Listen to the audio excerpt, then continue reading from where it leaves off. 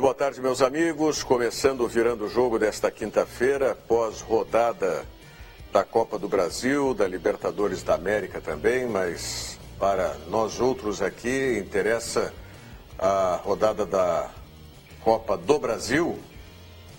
E na abertura do programa vocês já estão vendo que eu estou aqui tentando compartilhar o programa. Já está ao vivo aqui. Está vendo notícias pronto. de Brasília. Ele está atento a Brasília. Compartilhando. Né? Não, mas não é só em Brasília, acontece tudo quanto é lugar, né? Está compartilhado? Vem aqui, Diogo, se está compartilhado já. Na bancada hoje, Alex Pagé, Nelson Cerqueira, Antônio Bavaresco, junto com o Diogo Rossi aqui.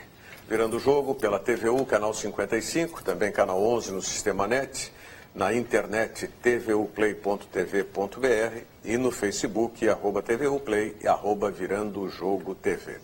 Nosso WhatsApp para você participar conosco, opinando aí sobre as atuações de Grêmio de Internacional, especialmente, o 999 81 7700. 999 81 7700.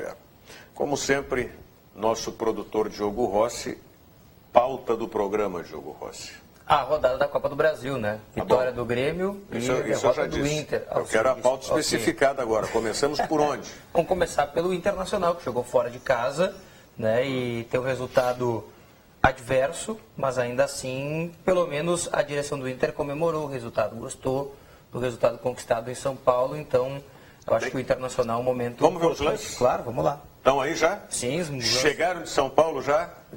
Então vamos ver os lances aí do Internacional. Vitória, gol contra do Léo Ortiz. Aí o primeiro lance, quase que foi gol contra do Borja, né? Não. Não foi do Borja aí? Não. O cabeceio foi do zagueiro do Internacional, depois o Cirino bate e o Borja tira em cima do gol. Não, mas... Isso, exatamente, ele salva o gol ali. Não, mas quem é que meteu a bola na trave? Foi lá? Foi o Borja? Foi ele mesmo, é verdade. Claro. Foi o chute. Foi o zagueiro do Inter. Não foi de cabeça. Não, foi o Borja lá. Deu uma cacetada na trave. o ângulo. Ele ao mesmo tempo foi. Depois ele defende. E aí foi na sequência. Foi bandido e herói no mesmo lance. E aí, eu não tinha visto, vendo a primeira ele, vez esses lances aí. Não tinha tá ele no ataque, Guerra e a bola por cima. Estranho, Guerra pelo mal de perna esquerda. Né? E o Palmeiras com o time completo. O Cuesta foi aonde nesse lance aí? Melhor atuação do Cuesta no ano. Foi, mas ali boi deitado é boi morto, não podemos esquecer disso, né? A cabeçada aí do Cirino de novo, do Marcelo Cirino. Essa jogada que o Internacional tem que insistir mais aí com o William, né? Aí vem o cruzamento e o gol contra aí, né? A bola vem lá. Esse lance começou num passe enforcado do Rodrigo Dourado no meio do campo, querendo que o Nico Lopes fizesse o trabalho de pivô. Né? O Nico Lopes, com aquele tamanho dele, vai fazer trabalho de pivô. Aí veio o rebote, o Felipe Melo enfiou essa bola do lado direito, veio o cruzamento e a infelicidade do Léo Ortiz de botar contra o próprio gol. Mas até aí um jogo equilibrado, pelo que eu estou vendo dos lances. Aí veio esse lance. Esse lance também foi uma bola enforcada, né, na tentativa de um trabalho de pivô. Me parece que foi o Vitor Cuesta que fez tocou tudo certo pro o atacante, Cirino. menos a conclusão. Mas aí valeu, não tinha impedimento não. Esse moleque, o Daniel fechou o ângulo dele, ele só teve que sair para o lado. Esse lance despretensioso do Palmeiras aí não... E R. Mina, né? Construindo de novo. Ele fez 2 vezes isso no jogo. Na verdade, poderia ser um lance perigoso. Se o atacante mata a bola, né? Domina, né? Aí boa defesa. Defesa do Daniel, defesa firme. Se é aquele goleiro do Atlético Goianiense, ia tomar. Esse lance aí, o Wendel tenta cortar, se não me falha a memória, e dá uma casquinha na bola, e o chute vem de primeira. E o Daniel faz uma belíssima defesa. Belíssima defesa. Pô, o Inter está muito bem servido de goleiros. Pois é, não, fazia... Muito bem servido. Algum tempo que o Internacional não tinha, né? Aí o William ganha do Zé Roberto e o Cirino pega fraco na bola. A única jogada do William decente no jogo. E aí a cabeçada do Rodrigo Dourado, uma bola parada de novo. O Rodrigo Dourado entra bem de cabeça, mas ela foi... na direção, né? Foi no meio. Terminou indo onde o Fernando Praz estava bem colocado aí no lance.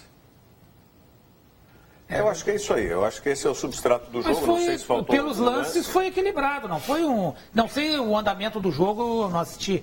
Talvez tenha faltado aí só um lance que a gente comentava antes aqui, que o Dudu pega num contra-ataque. Ah, sim, o último lance do jogo. O último lance. Uma chance clara. E aí ele leva, ao invés de fazer o passe, não me lembro quem é que estava pelo meio entrando, ele tenta definir sozinho e o Daniel faz outra. Eu tinha visto só esse lance que eu vi ontem num dos programas de debate. Mas esse foi o objetivo do Internacional mesmo? Vocês acham de trazer um empate em 0 ou perder de pouco lá? Acho que tem duas situações para se avaliar. E primeiro que, na minha opinião, eu discordo. Não foi parelho o jogo. O Palmeiras teve chances mais claras de gol. O que está confundindo, de certa vez, o comentário da maioria das pessoas é o seguinte... todo mundo imaginava que o Inter fosse lá e fosse tomar uma sacode do Palmeiras. Isso não aconteceu. O primeiro tempo o Inter foi melhor que o Palmeiras, na minha opinião. O primeiro lance de gol é do Inter, então não foi é do equilibrado Palmeiras. Convivência com o Rogério, tu já não consegue deixar a gente terminar a frase. Agora sobrou pra mim. Eu tô dentro aqui, viu? Sobrou pra mim. Não, mas o que eu digo é o seguinte, Bava, eu acho que no primeiro tempo o Internacional ele teve um volume de jogo melhor em relação a ele, Inter. Eu acho que a maior surpresa é essa, é o Inter em relação a ele, Inter. O Inter foi jogar contra um time já encaixado, com peças melhores, o Inter com peças inferiores e desencaixado. E acabou acontecendo o jogo. E na minha opinião, se o Zago ele muda um pouco a maneira que ele deixou o Cirino pelo lado esquerdo, que também tinha uma certa coerência, porque ele trancava a subida, principalmente do Jean. Por isso que ele não mudou, né? Porque o Cuca, ele anulou o Tietê. O Tietê foi o marcador. Eu ouvi em alguma rádio ontem dizendo que o marcador do Alessandro foi o Felipe Melo. Não, viram outro jogo. O Tietê acompanhou o Alessandro o tempo inteiro. Mas aí, automaticamente, com a preocupação... Por isso que o Alessandro também não conseguiu jogar, né? Mas com a preocupação que ele tinha de marcar o do Alessandro... faltava aquilo que sobrou do Cuca do Palmeiras contra o Vasco, que era a alternância do Jean, ora o Tietê. Não, só teve o Jean. E aí, como ele colocou em cima o Marcelo Cirino, acho que é um crédito ao trabalho do Zago. Porque ele precisava o quê? Tentar jogar nas costas do Zé Roberto e deixar o avanço do lado forte do Palmeiras. Então, acho que ele optou pela prioridade. Num segundo tempo, acho que aí soltou um pouco mais o Palmeiras. Por isso que eu não acho que tenha sido equilibrado.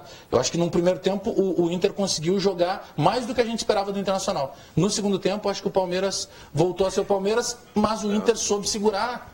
Mas eu acho que voltou depois, vivo. Eu acho que depois que o Internacional tomou o gol, o Internacional deixou de ser pretensioso no jogo. O Internacional tinha pretensão esfriou no primeiro tempo.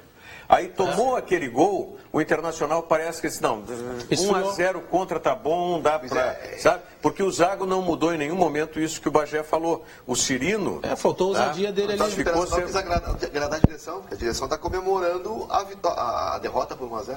Mas não é... Mas acho que é uma realidade, uma realidade de competição.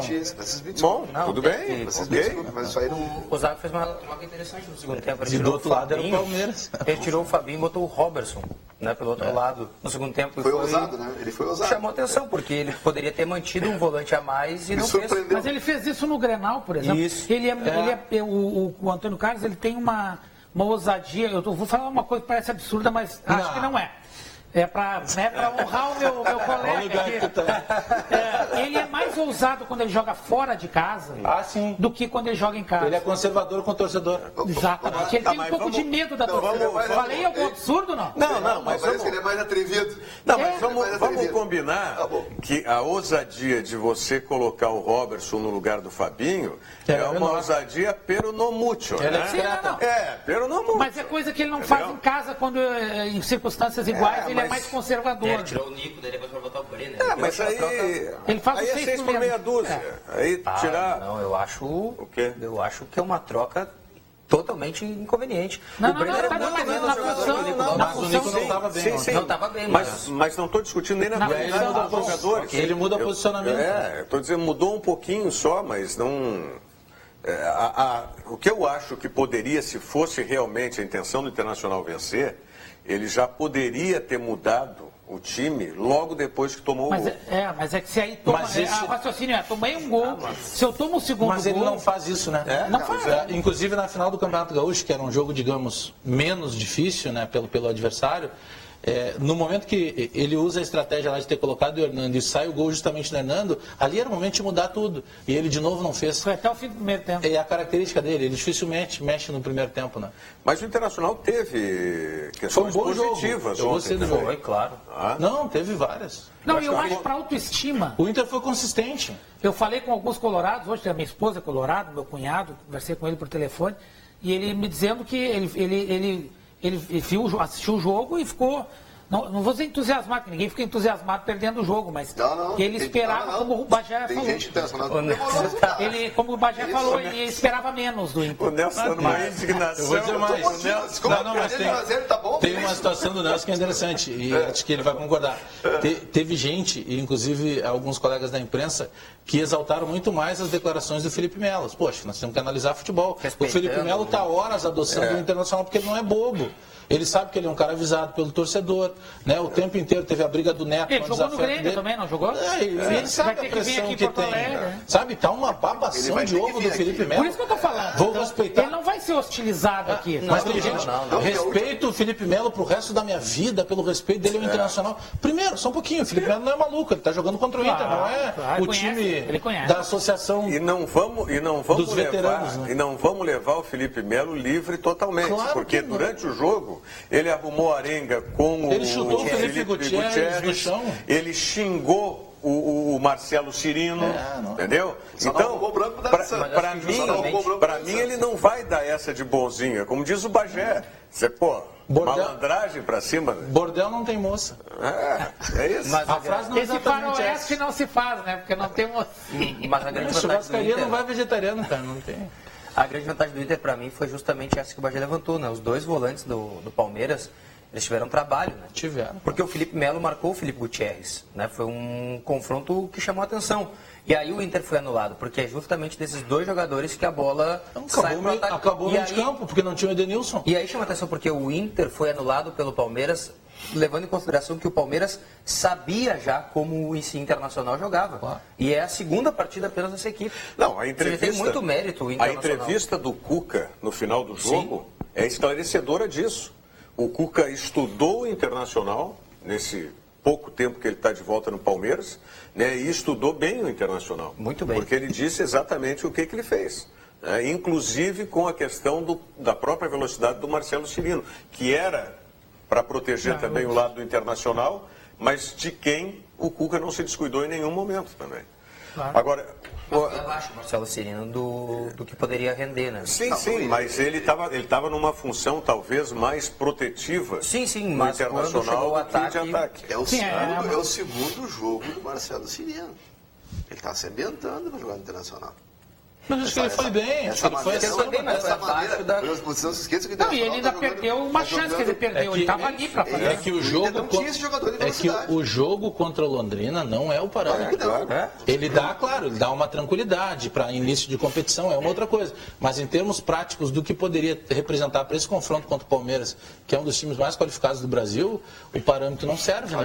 Para o Cirino serviu por quê? Porque já não era um primeiro jogo, ele já estava mais ambientado, como tu acabaste de falar. Mas eu acho que ele foi bem ontem. Mas eu acho o jogo de volta do Inter com o Palmeiras, apesar do jogo, como o Bagé disse, eu concordo, está em aberto, o confronto está em aberto, digamos assim. Mas é um jogo de alto risco, porque o Palmeiras é muito vertical. E jogando fora de casa, com o time, não sei se ele vai vir com o time completo, assim, com o time titular ou não, às vezes tem lesões e tal, mas é um time perigoso. Esses volantes, os mesmos volantes que ontem marcaram e foram marcados, digamos assim, o Tietchan, como disse o Bagé, não jogou, talvez no jogo do Beira-Rio eles vão marcar, mas eles vão ter em alguns momentos a liberdade, porque o Inter vai ter que tomar iniciativa. Tem um compromisso de sair pro jogo, tem tudo isso. Então é um jogo de alto risco. E o Palmeiras joga Campeonato Brasileiro, joga no meio da Libertadores, semana. E precisando do resultado, né? Na Libertadores. O jogo da classificação contra o Tucumã. O grupo é difícil. E mais, agora tem uma vantagem pro Internacional que provavelmente seja um Beira-Rio aí, sei lá, com 40 mil torcedores. E uma semana de treino, não pode acelerar. O Internacional tem que saber que para fazer o segundo tem que ter calma para fazer o primeiro. Não, mas se fizer 1-0, tá tudo igual. Não, pois é, mas não pode querer. Não, aí sim, mas quer dizer, tem que pensar, o raciocínio fiz 1-0, tá tudo igual. Não, tem que jogar de forma moderada, porque senão vai se abrir pela qualidade do Palmeiras, corre um risco. A gente vai falar depois, mas ontem o Grêmio teve muita tranquilidade, até surpreendentemente, para tomar um gol aos 3 minutos. Nós vamos falar eu fiquei pulando de um canal tranquilidade, eu não diria tranquilidade. Não, mas não teve desespero, Rogério. Mas vamos falar. Agora, o Internacional, esse moleque que entrou aí, moleque, eu falo no bom sentido, porque o Internacional está com um moleque desde a final do campeonato, né? E ele não é tão moleque, o Daniel? O Daniel, 23 anos. 23, né? Ele é mais velho que o Tá mais velho que o que ele. Vai ser difícil segurar o Daniel Pavão do Beira-Rio, hein? Não vai É ser verdade. Ele é contratado. Ele não é um treinador de goleiro da seleção. Devia. Provavelmente ele recebeu um sensacional. Mas Casualmente eu estava aqui o dia que ele veio aqui. Eu acho que esse menino está pronto, pelo que eu... Daniel? Eu acho que ele está pronto. Ontem o jogo contra o Palmeiras... O que eu vi aí... Eu acho que tem que esperar um pouco. Porque o Londrina não é padrão. Eu acho que foi pouco. Não, mas eu não digo... O teste dele foi o Londrina. Mas eu não digo nem o Londrina. Eu acho que ontem as intervenções dele, tanto nessa bola no chute da entrada da área, que foi um bate-pronto, foi de primeira, uma bola que está saindo, está todo mundo na frente Muito dele. difícil, quanto as duas saídas, a primeira fechando o ângulo para o Borja ficar sem equilíbrio para bater na bola, e depois no fim do jogo, quando ele sai e dá o bote certo no chute do Dudu e faz a defesa, olha, não é pouca coisa isso. Acho que ele teve uma boa atuação, mano. E no lance do gol, muita gente diz, se o Ortiz não faz contra, o Borja poderia fazer, mas ele estava fechando o ângulo. O movimento do goleiro, pelo que eu vi ali, era perfeito. Talvez se o Ortiz não fizesse contra, o Borja fosse concluir, o goleiro poderia até pegar. Porque ele estava na bola. Mas é que... Não, eu sei, o que eu quero dizer é o seguinte, ele até no lance que levou o gol, ele estava bem colocado. Aí, falando sobre a questão do Léo Ortiz, o Léo Ortiz, e parece que essa é a zaga que vai continuar no Internacional. Então, tem que aproveitar aquilo que o Léo Ortiz tem, na minha ótica, de melhor, que é a saída de jogo. Tá? Então, a saída de jogo do Internacional... tem que dar um jeito, o Dourado volta mais para ser o líbero atrás e deixa a saída de jogo com o Léo Ortiz. O Léo Ortiz lança melhor que o Dourado, o Léo Ortiz passa melhor que o Dourado, o Léo Ortiz sai mais rápido de trás para frente do que o Dourado. Sim, aí por característica, o Dourado é um jogador mais longilíneo, mais lento um pouco. Não, ele é lento. Ele é mais bonito que o Dourado também, não. Bom, mas essa avaliação tu pode fazer, não sei. Pô, não sei se tu quer fazer essa avaliação, fica à vontade. Eu não consigo ver tanta falta de qualidade assim no Rodrigo Dourado. Não é falta de qualidade. Não é falta de qualidade. Porque você pega um jogador comum, que é o Léo Ortiz, eu acho um zagueiro comum. Em comparação com o Rodrigo Dourado, e diz que ele é melhor, baixa a qualidade do Rodrigo Dourado. Não, o Rodrigo Dourado é bom, mas a saída de jogo, eu não tô falando na questão de marcação, até entendo que o Rodrigo Dourado marca melhor do que o Léo Ortiz, tá? O Rodrigo Dourado. Agora, a saída de jogo do Léo Ortiz é Rogério, muito melhor que o do Rodrigo Dourado. acho. Cresce muito o futebol dele bem acompanhado, jogando do lado do Felipe Gutierrez, ele está jogando, tá jogando bem. A hora que a Gisele Bündchen estiver do meu lado, vou crescer muito também aí, tá bem acompanhado, rapaz. Pô, eu tenho que ser por mim. Tu bota o Anselmo do lado dele e o Rodrigo Dourado a fundo. Mas ele tá jogando sozinho ali naquela linha. Eu concordo, eu tendo a concordar, mas pero não muito. Qual foi o melhor momento do Rodrigo Dourado no Internacional? Não foi do lado do Aranha? Meu Deus do céu. Não, mas aí é uma outra situação, né? Aí é uma outra composição. O Rodrigo Dourado ele passou a render quando encontraram que era uma obviedade que ele precisa ser primeiro. Por que ele não foi titular na seleção brasileira lá, olímpica, que a parceria era ótima lá? Mas é que lá o Wallace é melhor. Tinha um outro menino do Santos lá, o Thiago Maia. O Wallace nem começou jogando, depois que o Wallace entrou. Começou o Thiago Maia. Não, mas é que lá de todos que estavam, é inegável que ele era o mais fraco dos três. Eu entendo que ele é um bom jogador, mas nada além disso, não endeusado como fizeram no Internacional. E ele não é, aí o Nelson, eu vou dar razão para ele precisa sempre ter um apoio, uma bengala, né, para que ele possa render alguma coisa melhor. Ele por ele não vai ser um jogador. Mas aí tem um conflito de situações. Concordo contigo, ele não é o cara. Como ele não é o cara, ele não é o forte, a potencialidade dele individual. Ele é potencial coletivo. Coletivo se explica que ele precisa o termo do Zasto Bengala. Tudo bem, mas aí por exemplo, o meio de campo internacional funcionou. Ele funciona num coletivo. Mas é só eu. Agora, por exemplo, esse menino do chileno, o Felipe Gutierrez. O Felipe Gutierrez... Funciona no coletivo. Não, funciona no coletivo, mas ele funciona sozinho, ele muda o coletivo. Ele muda o coletivo. Mas muda o coletivo porque Mas não porque ele não é individual. O jogo dele, é o jogo individual dele que do é de Inter da construção Alessandro. pro coletivo. Os outros todos são É iguais. um estilo, é típico chileno, assim, típico, E é mais difícil. aquele jogador que gosta de tocar E bola. outra, é tem mais passe difícil de ter um jogador de marcação que mude Tá, do coletivo, vamos lá. né? Não, eu vou dar um jogador de marcação que muda o coletivo. Falamos agora É isso dele. aí, É o Wallace. Ah, O não, Wallace é um jogador de marcação que muda o coletivo. Não, ele muda o setor dele, o coletivo não. Não, mas o setor dele faz parte do coletivo. Ele tem uma influência eu concordo muito com o maior. Rogério. Ele tem uma influência muito maior no setor. Memória recente, o Internacional do Gauchão, certo? Meio campo não andava, não funcionava.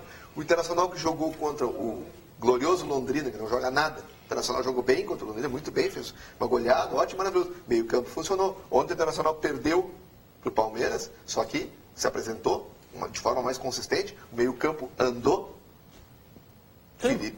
Quem é que estava acompanhando? Mas é que o Rodrigo Dourado, Felipe Gutierrez e Fabinho. O Fabinho foi muito assim lateral. Vocês acham que por Jogador de exemplo, movimentação com o tem um Wendel passe ali, melhor. eu não estou falando da Série B, estou falando em confrontos mais difíceis. No caso do Inter, a Primeira Liga, que vai ter com algum Copa do time Brasil. e Copa do Brasil. Vocês acham que com o Wendel fica mais fraco ali do que com um outro volante? Porque o Wendel não é volante. No lugar do Felipe Gutierrez? Não, no lugar do Fabinho, por exemplo, como jogou ontem, jogou com três Mas ele volantes. deixa torto, né? Ele é do outro Não, lado. estou Aí é um perguntando isso. entendimento que ele não pode jogar pela direita. É, eu acho que não. Então, Tinha que ter um outro jogador ali, que não o Fabinho. Ou seja, quando o Carlinhos voltar, como é que fica? Ué? Carlinhos lateral e o Wendel no banco. No banco. Simples. Ah, tá, essa é a minha Ou pergunta. vice-versa. Ou vice-versa. Essa é a minha pergunta. Ontem o Iago mais uma vez entrou no lugar do Wendel, que está bastante desgastado. O Wendel é o jogador que mais atuou na temporada. porque E foi tem jogado mal, hein? bastante. E foi mal Mas o voltando Iago. o Carlinhos, ele vai ter tempo de E foi descansar. mal o Iago, a rateada que ele deu no final ali, ele era o último Foi na ele que deu o marcação. bote e não conseguiu aguentar Não o corpo. conseguiu segurar no corpo o Dudu. Não segura, né? Não. É um Dudu tem menino muita força aí. subindo, o outro é baixinho, mas é o profissional Dudu, há tempo. Mas ele é o último jogador ali. É outra ainda turma, né? Ontem o Dudu Segura. foi bem marcado também. Jogou pouco o Dudu, que é qualidade, né? Tem técnica. Não, o Inter teve muito mérito, principalmente na contenção. Mas a maior o Inter soube dificuldade- segurar o Palmeiras. Essa questão do Rodrigo Dourado, a maior dificuldade que eu vi ontem foi justamente por algo que a gente destacou antes, que foi o Rodrigo Dourado, ele não é o construtor, né? Ele é o Não. primeiro passe. E o primeiro passe era para procurar o Fabinho ou então o Felipe Gutierrez. E ele não conseguiu encontrar, porque os dois jogadores foram bem marcados. E o D'Alessandro também. Mas aí tu sai pro jogo. Aí tu sai pro jogo, mas é que ele não tem porque essa se característica. nós falamos do meio campo, pois aí vamos chegar. Mas é que não significa não que tem ele a não característica. Mas aí dá os laterais. Ninguém está Aí sabe dizendo, pelo lado. que não sirva. Mas aí é que eu volto a insistir. lateral vira Se ala. tu tem um jogador, mesmo zagueiro, que tem uma característica de qualidade de saída de jogo, utiliza esse aí. Porque dos volantes que nós Barcelona estamos faz isso com o falando... Mascherano, que ele não tem a mesma qualidade dos outros, e ele fica de zagueiro. Aliás, jogou de zagueiro há muito tempo, mas quando ele está de volante, desculpa, Rogério, mas só para complementar o que tu está dizendo, o Mascherano fica de zagueiro e vai um outro jogador zagueiro, sai Porque- tudo. Internacional, Porque ontem- 2006, para não sair do Inter, o Heller, Fabiano Heller fazia sair E o Edinho fica- Ontem no meio-campo do Internacional, quem é que não estava marcado? Tinha um jogador que não estava marcado no meio-campo do Fabinho. Internacional. Não. O Fabinho também. Dourado. Tava- O Dourado. Sim, mas é que o Dourado fica na outro. linha lá atrás, né? Ele, Não vai ele deixar. Mas- trava entre os zagueiros. Mas tudo bem. Mas ele não fica com marcação, então ele tem um campo, ele tem um Mas a latifúndio. pressão- Mas é que não tem espaço Entendeu? para ele construir, porque está tudo marcado ali na frente, aí está que tá. bloqueado. É que a Mas linha, ele não- dele, a linha à frente dele não tá só os companheiros dele, Sim, estavam os dois sim. espelhados, espetados Então no eu Palmeiras. vou voltar à questão das características. Tá? Vocês concordam que o Léo Ortiz sabe sair para o jogo? Que sabe Ok. fazer um passe, que sabe fazer um lançamento? Para zagueiro, Tá. no máximo. Não, tudo bem. Aí vocês concordam também que o Dourado não sabe fazer isso? Não. Tu acha que o Dourado sabe sair do jogo? Eu acho que ele sabe. Eu acho que o Dourado, a questão do lançamento, não é uma prática dele. Não Nunca estou foi. falando do lançamento, estou falando, peguem, por exemplo, Eu acho que para o sair Felipe pro jogo ele Gutierrez, sabe fazer. o Felipe Gutierrez. O Felipe Gutierrez, toda bola que ele recebe, a primeira opção dele é tentar sair para frente, tá? O Rodrigo Dourado, a primeira opção dele é pegar a bola e tocar para o lado ou então voltar atrás. Mas isso é, orientação, Rogério. Não, Porque não. o Felipe Gutierrez, primeiro, ele é um cara mais vertical, não é a comparação dele. Se botar o Gutierrez na função do Não vai dar certo. do Dourado ou o Dourado na Gutierrez, não vai dar certo. Não, tudo porque é a bem. característica de jogo, Mas- ele é o cara do corredor. Não, eu concordo que tudo tem Ele nunca vai dar o orientação, passe eu pro concordo lado que e tudo pra tem trás. orientação. Mas vamos voltar de novo. Vamos pegar a característica de jogador. Peguem a característica do Wallace, que é um primeiro volante como o Rodrigo Dourado. Eu discordo. É diferente. Mas o Wallace não joga para o lado. O Wallace é um jogador... O Wallace alternava com o Maicon. Mas o Wallace e Maicon, quem era o primeiro volante? Tudo bem, não tinha. não tinha. Alternava mas o primeiro Maicon, volante. não era. Muitas vezes saía. E ficava o Wallace. Como é o Grêmio hoje, até o Michel fica mais. Eu não estou falando em tática de jogo, estou falando de característica. Você pega o jogo do Wallace, que é um primeiro volante, ou um segundo volante, como queiram, mas joga na cabeça de área, ele é um jogador que sai. Vamos pegar o Wallace na seleção brasileira. Como é que foi? Ele foi o primeiro volante na seleção brasileira. E ele sai vertical no jogo. O Rodrigo Dourado não faz isso. A característica do Rodrigo é diferente. Então, naturalmente, a saída de jogo do Internacional com o Rodrigo fica amarrada. Fica lenta. Claro. E se tu tem um zagueiro, mesmo não sendo volante, mas sendo um zagueiro que tem a característica de sair mais rápido, se projeta mais rápido para o campo do adversário, o Internacional tem que ser treinado, isso. né, Rogério? Não é uma coisa que... Mas aí... O treinador tem que ter esse entendimento. É isso que eu ia dizer. O jogador que fica livre... O jogador que fica livre é o Dourado. Tá, mas qual seria a solução, gente? Botar o Dourado marcando o segundo atacante e sair com o Cortiço no jogo. A saída de jogo ser, como ontem, inclusive, aconteceu algumas vezes, acredito que até por disposição própria do Léo Ortiz, que ele viu que ele tinha o corredor... Mas ele não acertou nenhuma? Não saiu todas erradas. Ele não acertou um lançamento, não saiu todas erradas. Não saiu todas erradas. Eu acho que alguém tem que comentar ele inclusive, ele fez um lançamento invertendo uma jogada toda para o Marcelo Cirino, lá do lado esquerdo. Mas espaço. Tá. O Rodrigo Dourado, ele não tem espaço, tem um bloqueio entre ele e a linha. Mas se o...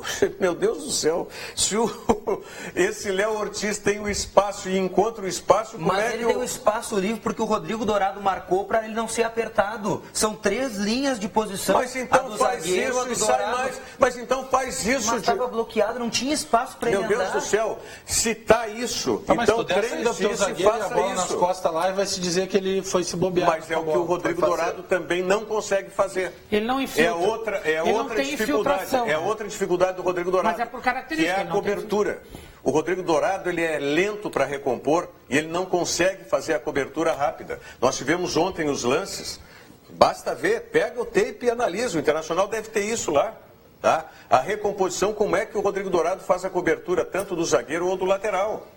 É sempre meio pau, ele nunca está na cobertura. Mas aí nós entramos de novo na orientação. Eu discordo de ti, aí é tática. Porque a minha tática, ela acontece a partir das características dos jogadores que eu tenho. Não é só tática, pode ser tática, Bagé. Mas é questão de característica. Mas então, é isso que eu estou tentando dizer. Se tu não tem característica de jogador, tu não pode exigir algumas coisas. Aí o que tu faz? Se é importante hoje o Rodrigo Dourado nessa função, o Zago vai ter que chegar a uma maneira de fazer esse Por isso que eu estou dizendo Mas eu discordo que seja a saída do zagueiro. Se ele não recompõe bem, como é que ele vai Se o problema do meu restaurante é o gerente, eu não posso trocar o cozinheiro. Eu tenho que aproximar alguém do gerente. Mas como que tu não pode deixar prende o Rodrigo Dourado e deixa o menino Mas saindo? tu quer transformar o Rodrigo Dourado num zagueiro? Não, eu não quero transformar num zagueiro. Eu quero se eu tenho um zagueiro com característica de sair para o jogo e poder fazer essa transição rápida. É criticado justamente e não por isso. tem. Não, como o que está se criticando no Léo Ortiz é que o Léo Ortiz não tem que sair tanto. Não, eu não critico. Ele é zagueiro. Não, eu não critico o Léo Ortiz por isso.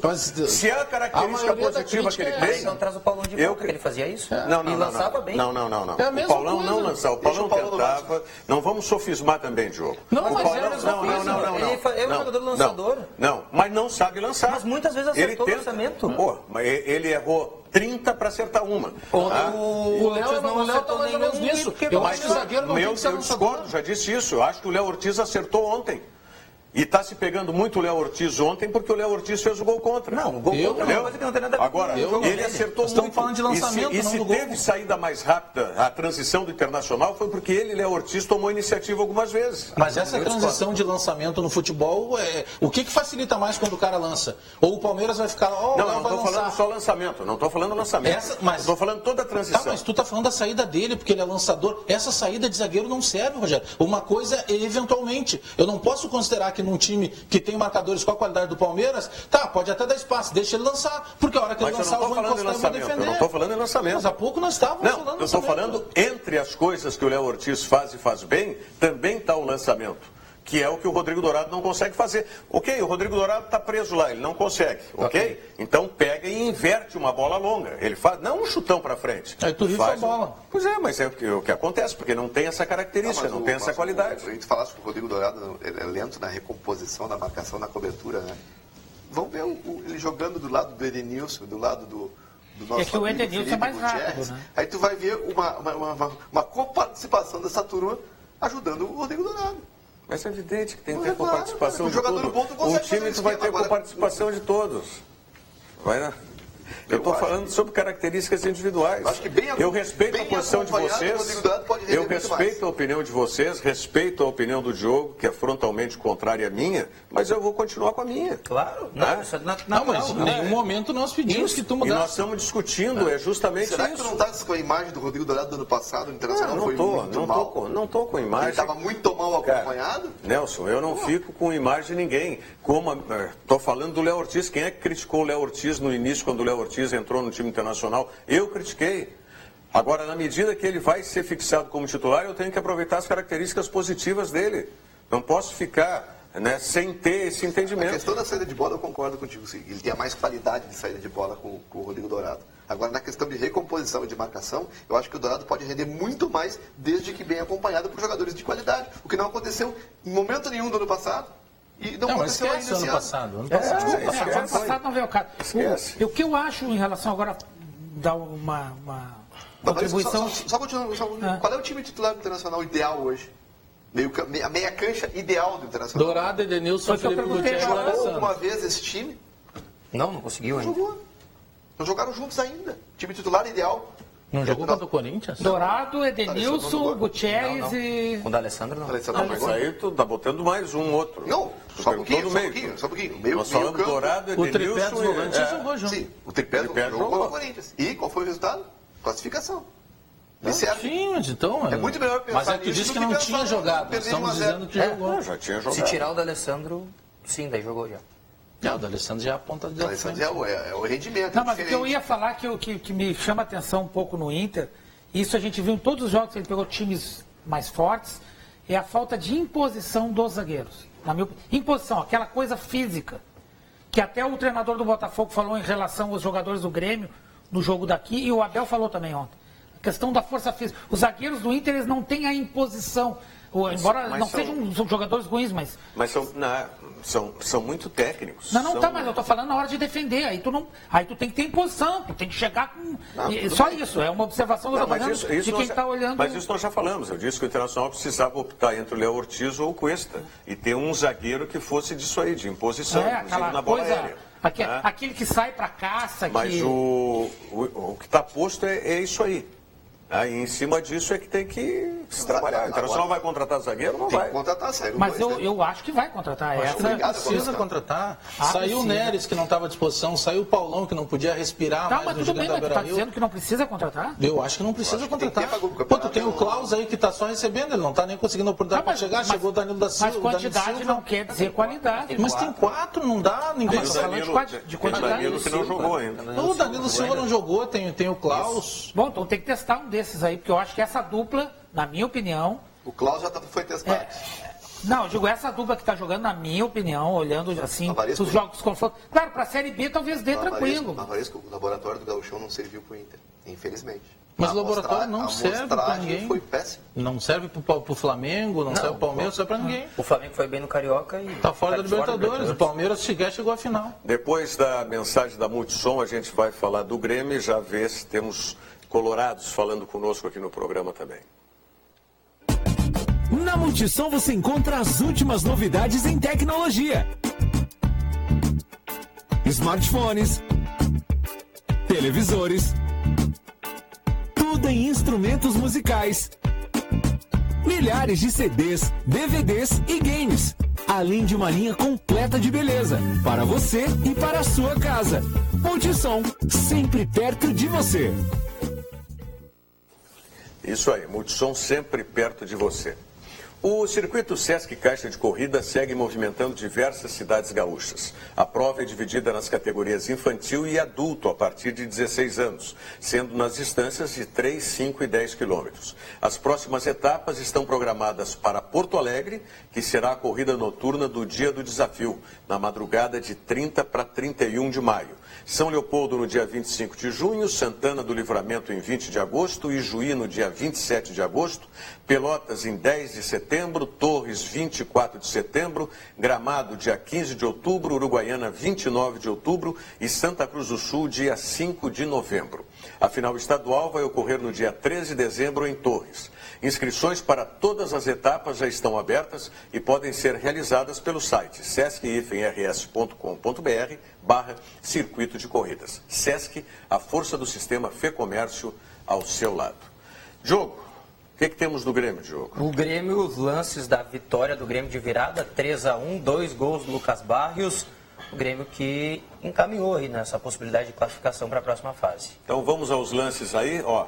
Ali a gente vê ali como o jogador do Grêmio... Marcelo. Marcelo sai vendido no lance, já tenta sair para ir dividir com o cara lá na cabeça. É que o jogador que acompanha, ele não tem... Ó, o jogador que acompanha desistiu da marcação, É o Michel que está ali atrás. Isso. Parou na metade do caminho. E aí o cara ficou sozinho. Aí o goleiro sai vendido. O Renato e o Jeromel, depois do lance, o Renato e o Jeromel pagaram geral ali pro Michel mesmo, porque Sim. não é a primeira vez, é a terceira vez que ele faz. O Abel que disse que o resultado foi justo, porém injusto. Justo, porém injusto. Isso. Eu só achei uma O Grêmio coisa... mereceu ganhar, mas não com placar. Mas não com placar tão Essa elevado. jogada teve duas etapas com o Arthur, né? A primeira foi o Arthur com o Luan aí E depois o Arthur com o Barrios. Que capacidade de infiltração tem esse... Mas é o Arthur com a qualidade do passe e encurtar a jogada, né? São duas pequenas triangulações, com o Luan e depois com o Barrios. Pena que o David Muito não tá aqui bonito hoje, né? esse Porque E o fazendo- Arthur jogou tudo que o Ramiro não jogou até. Não, mas o Ramiro não foi mal. Não, mas não foi mal. O Ramiro foi legal. E a alternância aí do Michel com o Arthur, liberando o Arthur. Que é o que eu penso que tem que fazer. Não adianta tu querer, como o Renato vinha fazendo, deixar o Arthur enfiado lá na frente. Ele tem que ter o campo para vir de trás. E os três melhores jogadores do Grêmio em campo ontem, né? O Arthur, Lucas Barrios e o Luan, né? Jogaram muito bem. O Luan jogou muito. Nossa. Ó, a jogada do segundo gol do Grêmio... Aí é o pênalti, né? Mas não teve pênalti. Se vocês acompanharem jogar desde o início, vocês vão ver que o Henrique está segurando o Cano. Esse engafinhado. Não tem. Isso é... E teve no segundo tempo um lance parecido. Aí foi o Pedro Rocha que perdeu o gol, né? Que aliás foi a mudança feita no time do Grêmio pelo Renato, né? Tirou o Pedro Rocha e botou o Everton, né? Botou um jogador que é menos tático, mas mais agudo. Mais né? agudo. Foi até uma coisa que o Abel falou, né? Disse, aí o Grêmio bota o Everton... E meio que E outra, né? Se o Pedro Rocha entende tanto de tática assim, põe ele de treinador, né? O Everton rende mais. Tem condição de bola. Mas né? só ontem foi feito isso, na minha visão, porque não tinha o Marcelo Oliveira, né? O Pedro Rocha joga muitas vezes para dar suporte ao Marcelo Oliveira. Sim, mas ontem mais ainda. Olha lá, mas porque o Fluminense continuou, né?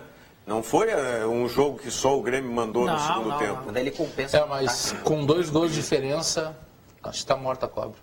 Sim. É difícil. Sim, também. É difícil. O Grêmio tomar 2 gols e não fazer nenhum é difícil. Porque vai se expor o Fluminense. E o mérito a gente vai ver no gol do Grêmio aí, de novo, a jogada ensaiada que já tinha acontecido. Que aí que eu ia falar que foi sai do meio do bolo para ir... Uma bobagem do Abel dizendo que o gol do Grêmio foi por acaso. Não. Mas aí é para valorizar o trabalho dele. Tem duas coisas, né? Esse gol do Lucas Barros, o oportunismo dele, né? Ele tá colocado esperando, e o cara vai segurando pingar a camisa dele e ele não desistiu. Vai pingar uma bola. Mas ele tem jogador que desiste para cavar o pênalti. Mas essa jogada é ensaiada pelo Renato. Sim, o Grêmio já fez um gol. Porque já fez gol assim, o próprio Barros fez, né? Exatamente, contra o Equipe. Agora, esse lance dele é fantástico, olha lá. Ele põe no contrapé. Ele desmonta o zagueiro, olha lá. E o parou e desmontou e ele bota no meio das canetas do zagueiro. Meteu no compasso do zagueiro, o goleiro tá ferrado. E meteu o contrapé, o goleiro tá saindo pro outro lado. E é o Diego Cavalieri. Foi um belo gol simples, mas um belo gol. Mas é um lance quase de taco de sinuca, né? Ele dá só um tapa na bola. Sim, foi bonito. Vamos ver se a gente consegue colocar de novo, porque quando eu vi esse gol, eu digo, pô, sensacional. Porque ele fica no pé de apoio e ele trabalha em cima da bola com o pé que ele vai chutar. Olha lá. Qualidade. Sabe? E aí a hora que ele viu que o zagueiro desmontou, que abriu o compasso, ele larga no meio. Aí o goleiro está indo para o outro lado. Claro, aquele canto vai ser coberto pelo zagueiro. Ele colocou o pé para dar uma equilibrada, né? Olha lá. Tem que ter paciência, o cara tá se adaptando. Ele já tem mais. A arrancada dele está sendo melhor do que a melhor temporada que ele teve no Palmeiras. Claro, lá ele não jogava tanto, mas ele está mostrando qualidade. Vai, desmonta, meu filho, desmonta, vai, perde o equilíbrio. Perdeu, abriu o compasso, é aqui que eu vou. A maioria ali fecharia o olho, daria um bago na bola. Pedro Rocha, ia fazer assim, méritos aprende aí, Pedro. Méritos pro Barrios, né? 2 gols, ótimo, maravilhoso. Agora, eu falei ontem aqui, né? A zaga do Fluminense. Por isso que eu digo que a classificação... Ponto fraco do Fluminense é a zaga. Por isso que a classificação ficou encaminhada, porque é difícil o Fluminense não tomar gol. Tomou gol de todo mundo. E vai ter que sair pro jogo. Fez 63 gols no ano. 63. Isso. 61, com o gol de ontem. O Grêmio fez 43. Tem um resultado dos 4 ou 5 ontem não seria. Sabe o que é o melhor? E o Barros participou de todos os gols, hein? De todos os gols o Barros participou. E ele trabalha como finalizador e esse gol que ele não participa, que ele não faz a finalização no gol do Arthur, ele é o cara da parede, do pivô, que tanto se cobrava. Ali. Agora ele tem que ficar ali, né? Não adianta querer que ele vai ficar quando a bola chegar. Mas ele está aprendendo, e o Grêmio está aprendendo. É um aprendizado a jogar com ele e ele a jogar como o Grêmio joga. Mas é aquilo que nós falávamos. Ele fez o 2-1 com o Arthur no primeiro gol. O Grêmio precisava se adaptar a essa nova realidade. O Grêmio não tem esse jogador há muito tempo. Tentou o Henrique Almeida, que não tem qualidade para fazer isso. Mas faltava qualidade. E o bom é que a gente não está falando de arbitragem, né? Porque para mim o Sandro Meirahit em São Paulo e o Delson Freitas ontem... tirando nada que vai o Delson foi só a questão dos cartões. O Fluminense bateu muito no Luan. O Pierre fez 6, só ele. 6 no Luan. E o Pierre é de se esperar isso. E não levou cartão amarelo. Sendo que uma foi um pontapé sem bola. Deveria ter expulsado o Scarpa, só o único erro. Foi uma entrada... Mas não passou pela arbitragem. Não, mas é isso que eu estou dizendo. A gente não disciplinarmente. Foi muito jogo para pouco juiz ontem. Concordo. Eu não sei do Inter, entendeu? Mas o jogo do Grêmio... Foi bem. Não, mas o Delson é um dos melhores árbitros do Brasil. Ele é muito bom. O Sandro Meirahit vai apitar a segunda Copa do Mundo. Mas me parecia com preguiça de dar o Sandro, eu só discordo um pouquinho, porque eu achei ele mais rigoroso nos cartões para o Internacional do que para o Palmeiras. Eu não assisti o jogo. Acho que para o Palmeiras ele podia ter dado, por exemplo, aquela intimada que o Felipe Melo fez em cima do Marcelo Cirino na lateral ali, quando Felipe Melo, tinha feito a falta. Sabe? Então, coisas assim. E que o Sandro Meira, por exemplo, com o Felipe Gutierrez, na primeira bola do Felipe Gutierrez, ele deu o cartão amarelo. Isso é muito ruim, né? Tem juiz que gosta de se tratar, né? E o Sandro Meirahit tem um pouquinho isso, por isso que ele foi... O William do Palmeiras, por exemplo, deu um discurso, teve um chilique uma hora. Sim, sabe? No segundo tempo. Ali era lance para dar o cartão para ele. Tem o pisão do Draceno no Nico Lopes, que ele também não dá cartão no primeiro tempo. Então ele foi mais condescendente. E aqui no jogo daqui, disciplinarmente, o Delson... Tecnicamente, ele não errou nada. Na minha opinião, foi tranquilo a arbitragem. Que eu estou comparando com o momento da nossa arbitragem. Claro, não, tu tem razão. Eu discordo de vocês. Eu acho que se a gente começar a buscar risquinho no carro, a gente vai encontrar um monte. Tem um mosquito que bateu, outra pedra. Eu estou comparando com a realidade. Essa utopia, esse é o árbitro de final de Copa do Mundo que vocês querem. Porque o cara deu encarado. Eu acho que, no geral... Nós não estamos discutindo, por exemplo, a arbitragem. Mas o Sandro, por exemplo... Aliás, estamos agora, só entrei... Como tu disseste, do Sandro, já apitou uma Copa do Mundo e vai para a segunda. Então ele é árbitro de Copa do Mundo. Então tem que se ter com ele, ele é meio marqueteiro, uma exigência maior. Eu estou dizendo que o árbitro, vamos lá, que às vezes quando eu digo que eu estou morrendo de dor de cabeça, minha mulher não precisa contratar a funerária. Sim. Foi só uma figura de linguagem, Perfeito. que tu entendesse. Não passou pela arbitragem. O que eu quis dizer é que esse árbitro que não faz nada disso que vocês apontaram, que vocês estão sendo preciosistas ao extremo, esse árbitro não existe. Principalmente no Brasil. Por isso que eu usei o termo Copa do Mundo. Copa do Mundo. Mas o Sandro deveria, inclusive ele cometeu um negócio que o Internacional reclamou de passagem, e é supérfluo, eu concordo, mas ele terminou o jogo numa bola que era rebote do Internacional, na frente da área do Palmeiras, praticamente, na intermediária do Palmeiras. E qual era o tempo que tinha? Que não está proibido ele terminar isso. A regra não manda ele parar. Se tinha estourado o tempo, ele fez certo. A única coisa que a regra manda é a cobrança do pênalti.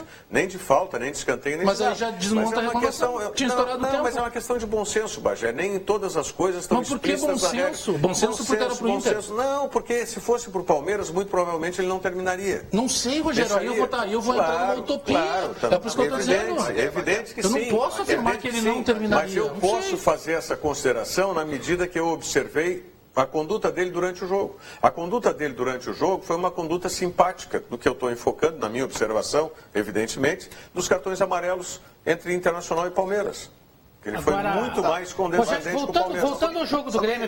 Mas na Arena ontem, a crítica que eu faço pro árbitro, pro Delson, foi o seguinte... Ele demorou muito tempo para dar um cartão. 20 do segundo tempo, o primeiro cartão. E o Pierre fez 6 faltas só no Luan, fora os outros, só para justificar como... Entendeu? Porque eu concordo com o e saiu sem cartão. Os caras deveriam ter sido expulsos. Mas aí é um o tipo da falta agora o crítica para arbitragem. Os jogos não foram violentos, a ponto de daqui a pouco merecer uma quantidade maior de cartões. Nem lance duvidoso, né? Claro. Agora, lance pênalti. Agora uma condição, os árbitros, eu acho que numa maneira geral, no mundo, eles estão tentando conversar mais do que punir com o cartão. Mas a culpa foi da própria orientação. Que em 2015, se o juiz marcasse alguma coisa e o jogador olhasse, tomava cartão. Exato. Agora viu que estava errado e começou a se mudar. É só um exemplo rápido. O Real Madrid e Atlético de Madrid na semifinal da Champions, o Cristiano Ronaldo e o Fernando Torres brigam. Se encaram, olho a olho, o árbitro turco vai lá, separa os dois, só olha para eles e encerra, ninguém leva. Mas se fosse aqui, o que nós íamos dizer? Mas não ficou com medo de dar cartão. Mas tem uma coisa, é que a gente procura também. Vocês querem ver uma coisa agora para esse negócio de arbitragem? Os jogadores estão evitando, e eu acho ruim isso, eu acho que tem que mudar essa orientação. De ir na torcida, comemorar o gol. Ontem... jogo importante, a torcida ali apoiou, a torcida do Grêmio onde foi solidária, e aí o jogador, ele tem medo, medo com razão, porque vai tomar o amarelo. Tá errado isso. Mas é que tem algumas situações. Por exemplo, por que se dá cartão amarelo quando o cara sobe a camisa lá? Porque os caras estavam usando aquilo ali para questão política, questão religiosa. Isso sim. Terminou. Isso eu concordo. Aí terminou isso. Aí por que não se faz agora a comemoração? Primeiro, porque tem a questão do risco lá, da avalanche, de se machucar, mas tem outra coisa. Isso retarda o início do jogo, isso é uma realidade. Então, é antipático, eu sei, mas nem tudo em regra e lei, a maioria é antipático. É só uma observação minha. Eu também, eu acho que seria melhor. Só que se deixar, se liberar, com o cartão os caras fazem, imagina se liberar. Eles vão levar uma barraca, eles vão botar fogo para fazer um churrasco. Antigamente o cara telefonava lá na Fonte Nova, eu estava lá. Eu fiz um jogo do Inter lá, também, né? O cara telefonava lá. Agora, uma coisa que eu sou realmente invocado com esse negócio, o cara fez a falta e fica na frente da bola. Teve uma época, no Mundial... O Real Madrid fez um gol porque o jogador não ficou na frente da bola. Aí acho que foi o Isco, né? Tudo bem, até ficar na frente da bola, vamos considerar, dor de barato isso. Mas o jogador fez a falta e segura a bola. Isso não. Aí tem que dar amarelo. Tomar amarelo. A orientação é dar amarelo. Vamos falar dos telespectadores logo na sequência, depois da mensagem aí da corrida para vencer o diabetes, que é no próximo dia 28 deste mês. Eu corro para brincar com a minha filha. Eu corro para pegar o ônibus. Eu corro para fazer gol. Juntos também corremos por uma boa causa. Participe da 19ª Corrida para Vencer o Diabetes. 28 de maio, no Parcão. Mais informações em icdrs.org.br. As camisetas você encontra nas farmácias Panvel aí à disposição para você participar da corrida, e corrida que não é corrida, né? Tem o nome de corrida, mas é para você caminhar, fazer o percurso, enfim, é para apoiar e ajudar o Instituto da Criança com Diabetes. Diogo Rossi, diga aí, Diogo Rossi. O recado do Mauro Lau. Boa tarde, amigos. Meu Inter carece de mais um meia e da falta de ambição do Zago. Ia defendendo relativamente bem, mas em se tratando desse Palmeiras, poderia ter perdido. Se não fosse o erro de gols que o Cirino acabou perdendo, disse o Mauro Lau no recado que manda pra gente aqui no WhatsApp. O Facebook também o pessoal participando com a gente, como por exemplo o Paulo Marcelo. Ele diz assim: o Grêmio jogou muito bem ontem, só precisa estar mais compacto nesse meio campo. O Scarpa quase quebrou a perna do Barrios, era um lance para vermelho. O Hamilton, que é lá de São Lourenço, participa com a gente, diz assim: vamos vencer no Beira-Rio. O Palmeiras é um grande plantel, porém não é um grande time. Colorado lá de São Lourenço participando com a gente. O Miguel do Passo da Areia diz assim: finalmente o Grêmio encontrou um fazedor de gols. E Bagé, diz aí, o Lucas Leiva vem ou não? É que eu entrevistei o Lucas Leiva, que ele está fechando 10 anos de Liverpool e tal. E aí perguntei para ele, ele confirmou que o Grêmio procurou na janela anterior, só que ele tem um contrato de mais um ano com o Liverpool. ele tem propostas de outros clubes da Europa. Ele desmentiu também que ele tivesse dito aquela frase que, chegando propostas, se for do Grêmio eu vou correr. Não, não é assim. Ele tem uma preferência clara do Grêmio, só que na conversa da janela anterior, o negócio era bom para ele, bom para o Grêmio, mas tinha a terceira ponta, que era o Liverpool. E o Liverpool, naquele momento, entendeu, não, falta 1 ano e meio de contrato na época, não é esse valor que a gente entende como ideal. Então, pode acontecer, de novo, esse contato. Em função do tempo. Em função até dos valores envolvidos, porque ainda tinha, né, 1 ano e meio. Não, chegou agora o tempo é mesmo. Agora vai sobrar, vai faltar um ano. Ele tem mais um jogo no final de semana, depois ele vem a Porto Alegre, até a gente vai tentar trazer ele aqui para passar férias, mas teve o contato do Grêmio. Se o jogador está em alto nível e tem proposta dos clubes europeus ainda... Ele está com 30 anos. Mas o Grêmio não pode dizer que não, né, Rogério? Tudo bem. Tem que tentar. Bom, mas é que ele é um jogador num patamar diferente. Na janela passada. O Lucas Leiva, para jogar no Brasil hoje, olha, vamos usar um exemplo prático. Para ele vir apertar o que dá, para reduzir o que dá, é um cara de 700, 800 mil. Com certeza. Em comparação ao que ele ganha na Inglaterra. Então não dá para achar também que o cara vai vir aqui. E na Europa ele vai ter esse salário para mais. Ele projeta mais 4 ou 5 anos de carreira. E ele tem propostas de outros centros, né? É pouco, né? Mas para um jogador de 30 anos. Ele quer jogar até 35. Eu prefiro muito mais que os nossos clubes daqui façam o caminho contrário, né? Ou que busquem aqui na própria América do Sul, o jogador que possa investir formar e depois vender, ou forma o seu jogador. Como está acontecendo. Ou vai garimpar com os olheiros Na aí. Na janela retrasada, o Lucas tinha 3 propostas. 2 foram reveladas e uma não. Uma era do Galatasaray e a outra da Inter de Milão. Então, clubes grandes, né? Que tem também interesse no futebol dele. Claro, são 10 anos de Liverpool. Francisco Juba, o Grêmio foi muito melhor que o Fluminense. Espero que tenha a mesma atitude também jogando no Rio de Janeiro. O Caio, que é de Canoas, manda um recado perguntando: bom, sábado agora o Potker já pode jogar. Vocês escalariam ele como titular? Sem dúvida. Ele vai jogar como titular. Tem que saber qual a parceria. Nico, acho que sai o Nico, vai jogar Potker e... Não, mas tirar o Nico também... Desculpa, vai jogar, na minha opinião, jogar Potker e Nico. Eu acho que sai o Cirino. Acho que sai o Cirino. Não, aí eu concordo. Eu acho tecnicamente melhor. E aí o Edenilson já joga sábado? Será que tem condições? Ele vai passar por avaliação de novo, ele e o Carlinhos, né? Porque aí pode já ir fazendo o que o Nelson quer. O time titular do Internacional? Não sei se hoje, não sei se é titular. 18 de maio. Sábado eu estou de aniversário, comprei um presentinho lá. Tá. Hoje é 18. Nós estamos no aniversário do Bagé e não temos um time titular do Internacional ainda. Mas é que eu devo estar muito louco, devo estar muito errado. Mas aí muita coisa aconteceu agora, nesse meio tempo, né, Nelson? Uma coisa uma observação que eu queria fazer em cima do... Olha para o lado, olha para o vizinho. Qual é o time titular do Grêmio? Não, mas não é esse o time titular. Qual é o time titular do Palmeiras? Qual é o time titular do Flamengo? Não, mas não é. Não, mas é que o Nelson quer dizer... Não, o Nelson quer dizer que o Nelson quer dizer que o Grêmio tem um time titular. Ele não está jogando. Não, mas qual é o time titular do Grêmio? Não tem. Está se adaptando. Qual é o time titular do Grêmio? Eu acho que tem. Não, eu vou tirar o Douglas fora. Vou tirar o Douglas. Não. Parei um pouquinho. O Douglas também. O Douglas não é titular do Grêmio. O Grêmio está remontando o meio campo. Não é isso que eu estou falando. Ele não pode jogar. Mas, o Grêmio está remontando o meio campo. Ontem o Renato lembrou, em relação a 5 meses atrás... 6 mudanças. 6 mudanças. É mais... O Renato disse outra... Tá, mas não é porque ele quis também. Não, mas é isso que eu estou falando. Eu só estou dizendo que o Grêmio também não está com o time titular, porque tu tem que acomodar com o Barrios. Mas é que ele está escalando o time titular porque ele tem hoje o Douglas fora, não, mas ele tem outra coisa o Miller Bolanhos fora. A hora que tiver todo mundo, me diz o time titular do Grêmio, a hora que tiver todo mundo. O Zago escalou ontem o mesmo time que ele jogou contra o Londrina. Não tinha como ele escalar antes, Nelson, porque tinha 2, 3 jogadores que não estavam inscritos no chão.